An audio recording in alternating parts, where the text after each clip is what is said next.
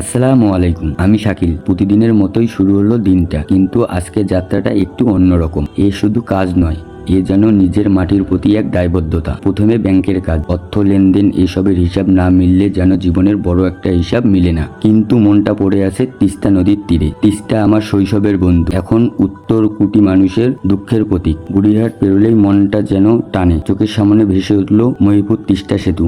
একটা সেতু শুধু রাস্তা নয়, এটা রংপুর আর লালমনিরহাট মানুষের যোগাযোগের অন্যতম মাধ্যম। তিস্তা মহাপরিকল্পনা নিয়ে আমি কিছু বলতে চাই। এটা শুধু একটা বাঁধ বা ড্রেনেজ নয়, এটা আমাদের উত্তরাঞ্চলের অর্থনৈতিক মেরুদণ্ডের চাকা ঘোরানোর স্বপ্ন। একটু বিবরণ দেই। নদী শাসন ও ভাঙ্গন রোধ। তিস্তা দুই পারে 220 কিলোমিটার স্থায়ী বাঁধ নির্মাণ, সেচ ও সংরক্ষণ। সারা বছর নৌ চলাচল নিশ্চিত করতে 10 মিটার গভীর বজায় রাখা, যা কৃষিতে বিপ্লব আনবে। অর্থনৈতিক করিডর। বাঁধের দুই পাশে মেরিন ড্রাইভের মতো রাস্তা, যা পর্যটন ও পণ্য পরিবহনের নতুন দিগন্ত ঘটবে। জীবিকা ও পরিবেশ। বন্যা নিয়ন্ত্রণ এবং পরিবেশগত ভারসাম্য রক্ষা করে লাখো মানুষের জীবন জীবিকা নিরাপত্তা দেওয়া। এর বাস্তবায়ন হলে আর আমাদের ভারতের দিকে চেয়ে থাকতে হবে না। নদীর বুকে আবার স্বচ্ছ জল থাকবে, চরে ফসল ফলবে। এটি আমাদের টিকে থাকার লড়াই, আমাদের উত্তরসূরিদের জন্য একটি নতুন সুন্দর তিস্তা রেখে যাওয়ার অঙ্গীকার। তিস্তা পার থেকে মনটা সরাতে হলো আমাকে।